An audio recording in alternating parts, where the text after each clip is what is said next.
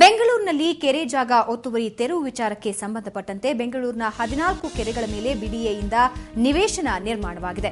2011ರಲ್ಲಿ 3 ಕೆರೆಗಳ ಪರಿವರ್ತನೆಗೆ ಕೋರ್ಟ್ ಅನುಮತಿ ನೀಡಿದೆ.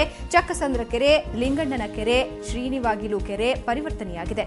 ಉಳಿದ 11 ಕೆರೆಗಳ ಮೇಲೆ ಲೇಔಟ್ ನಿರ್ಮಾಣ ಅಕ್ರಮ ಅನ್ನೋ ಮಾಹಿತಿಗಳು ಲಭ್ಯವಾಗ್ತಾ ಇದೆ. ಬೆಂಗಳೂರಲ್ಲಿ ಉಪಲೋಕಾಯುಕ್ತ ಸುಭಾಷ್ ಬಿ ಆಡಿ ಈ ಮಾತನ್ನ ಹೇಳಿದ್ದಾರೆ.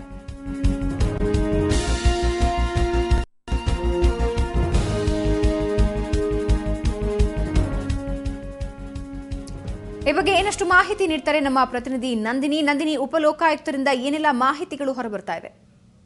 ಭಾವನಾ, ಕ್ಷಣಕ್ಕೂ ಬೆಂಗಳೂರಿನ ಜನರು ಎಷ್ಟು ಮಟ್ಟಿಗೆ ಸೇಫ್, ಬಿಡಿಎಯಿಂದ ಸೈಟ್ ಪಡೆದಿದ್ರು ಸಹ ತಮ್ಮ ಮನೆ ಉಳಿಯಲ್ಲ ಅನ್ನುವಂತಹ ಭಯ ಕಾಡ್ತಿದೆ.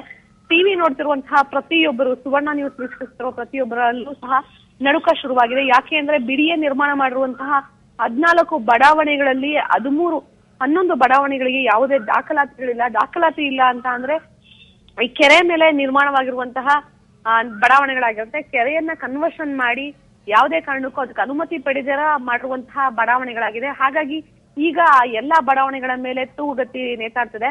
ಇತ್ತೀಚೆಗಷ್ಟೇ ಲಿಂಗಣ್ಣ ಕೆರೆ ಅಂದ್ರೆ ಈಗಾಗಲೇ ಸಾಕಷ್ಟು ವಿವಾದ ಸೃಷ್ಟಿ ಮಾಡಿರುವಂತಹ ಜೆಪಿ ನಗರದ ಡಾಲರ್ಸ್ ಕಾಲೋನಿ ನಿರ್ಮಾಣವಾಗಿರುವಂತಹ ಕೆರೆ ಜಾಗ 2011ರಲ್ಲಿ ನ್ಯಾಯಾಲಯದಲ್ಲಿ ಅನುಮತಿಯನ್ನ ಪಡೆದು ಅಂದ್ರೆ ಕನ್ವರ್ಷನ್ ಲೆಟರ್ ಅನ್ನ ಪಡೆದು ಸಕ್ರಮಗೊಳಿಸಿದ್ದೀವಿ ಅನ್ನುವಂತಹ ಮಾಹಿತಿಯನ್ನ ಬಿಡಿಎ ಶ್ಯಾಮ್ ಭಟ್ರು ಈಗಾಗಲೇ ಲೋಕಾಯುಕ್ತ ಉಪ ಲೋಕಾಯುಕ್ತರಿಗೆ ಮಾಹಿತಿಯನ್ನ ನೀಡಿದ್ದಾರೆ. ಅದು ಉಳಿದಂತೆ Banashankari, HRBR layout, HAL layout ಸೇರಿದಂತೆ 11 ಲೇಔಟ್ಗಳು ಈಗ ತೂಗುಗತಿ ನಡೆದಿವೆ. ಅದೇ ಸಂಪೂರ್ಣ ಲೇಔಟ್ ಅಲ್ಲದೆ ಇದ್ರೂ ಸಹ ಸೆಕೆಂಡ್ ಬ್ಲಾಕ್, ಥರ್ಡ್ ಬ್ಲಾಕ್, 3ನೇ ಸೆಕ್ಟರ್ಗಳಲ್ಲಿ ಸಾಕಷ್ಟು ಅನ್ಯಾಯ ಆಗಿದೆ.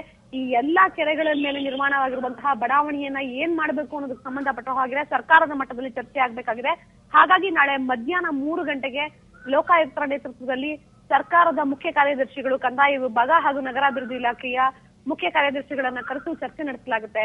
ಭಾವನಾ, ಇನ್ನು ಅದರ ಮುಂದುವರೆದ ಭಾಗವನ್ನ ನೀವು ನೋಡೋದಾದ್ರೆ ಈಗ ಸದ್ಯ ಡಿಸಿ ಆಫೀಸ್ ನಲ್ಲಿ ಬಿಜೆಪಿಯ ಶಾಸಕರು ಮನವಿ ಮಾಡೋದಕ್ಕೆ ಬಂದಿದ್ದಾರೆ. ಡಿಸಿಗೆ ಕೇವಲ ಉಳ್ಳವರನ್ನ ಮಾತ್ರ ನೋಡಬೇಡಿ, ಉಳ್ಳದವರನ್ನು ಸಹ ಉಳಿಸಿ, ಉಳ್ಳವರನ್ನ ಬೇಕಾದ್ರೆ ಕೆಡವಿ ಅನ್ನುವಂತಹ ಮನವಿ ಮಾಡೋದಕ್ಕೆ ಸುರೇಶ್ ಕುಮಾರ್ ಅವರ ನೇತೃತ್ವದಲ್ಲಿ ಈಗ ಒಂದು ನಿಯೋಗ ಬಂದಿದೆ.